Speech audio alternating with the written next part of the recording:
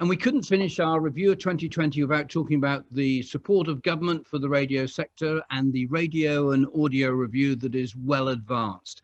The review was triggered by the achievement of 50% digital listening, and it's well underway. And we're going to hear more from that from Yvette, who is supporting DCMS and acting as project manager for the review. So we'll hear more from Yvette in a second.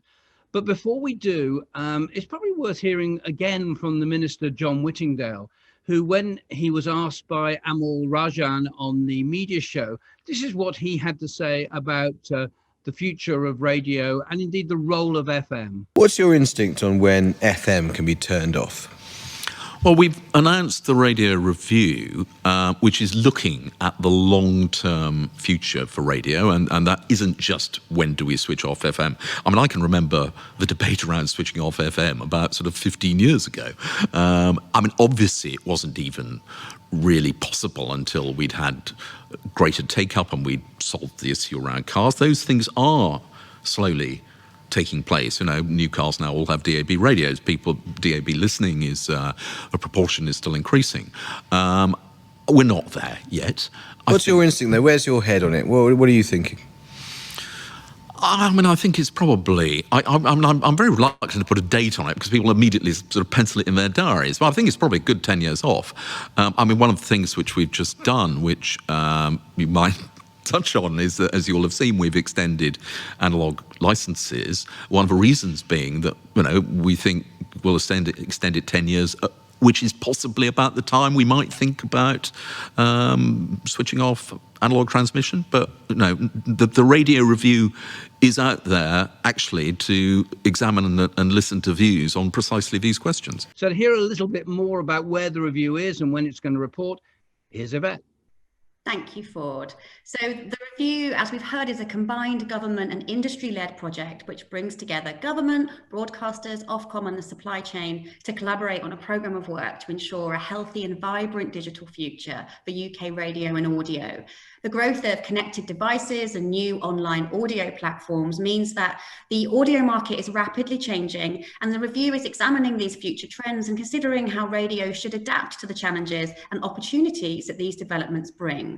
So the review was set fully underway in February 2020, and despite the challenges posed by COVID, this process has been progressing this year. The intention remains to report findings at the end of March 2021, but the onset of the pandemic did understandably set some things back, so we may need to allow for that. But let's hear more from Ian O'Neill, who is head of radio at the DCMS. This is a joint government and industry-led project which is chaired by DCMS, which brings together the radio industry and stakeholders, and its aim is to ensure and set plans for a vibrant and healthy long-term future for UK radio. It was set up in the aftermath of the UK reaching 50% of digital listening, but it isn't focused around the decision on a digital radio switchover.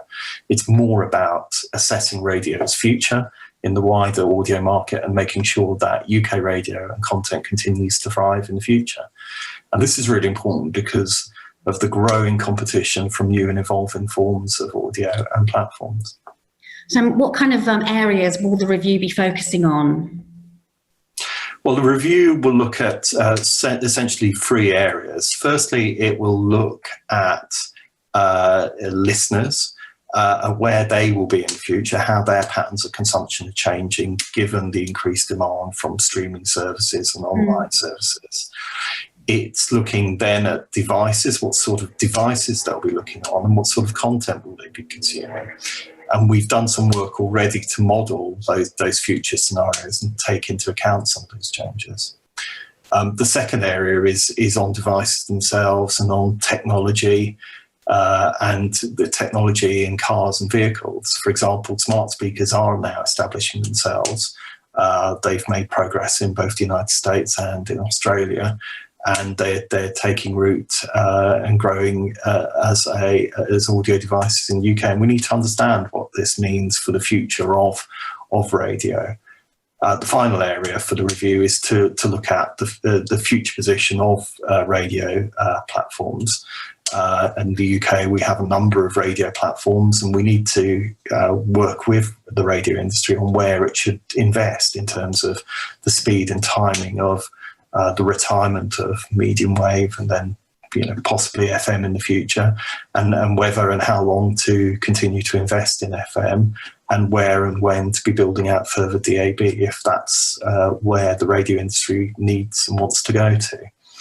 So there's quite a lot within the review, and we're working, as I said, with a number of radio organisations as part of this. We're also working with Ofcom, who, although not formally part of the review, will be providing a report to us on the state of coverage and broadcast networks, which will be the basis for future consideration on distribution.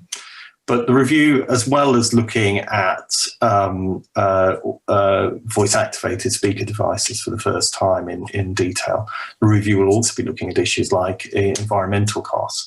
So in looking at the future needs of the network, it's one of the things that we will have to sort of plan what is the most effective long-term situation to maintain robust and healthy broadcast networks, whilst contributing towards the UK's push to zero net carbon.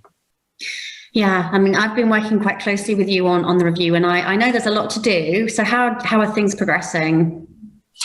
Well, it is a challenge. I think, the review and details were launched in February, and then immediately we had the impact of COVID-19, and that affected our time, and obviously for the radio industry, having to deal with such a significant impact on revenues.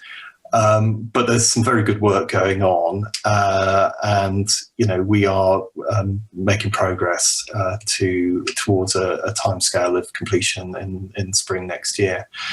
The way the review will run is that, and this is why it's a government and industry review, is that there will be recommendations that will be agreed across the industry that the industry can take forward in terms of improving how radio and radios offer, whether that's investment in content or getting behind digital radio in one of many ways.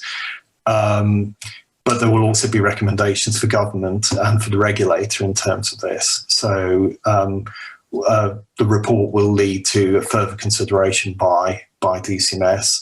And those are things that will be considered through the rest of next year. Thank you, Ian, and thanks, Yvette. It's very good to hear a little bit more about the progress being made on the review, and we very much look forward to hearing the findings early in 2021.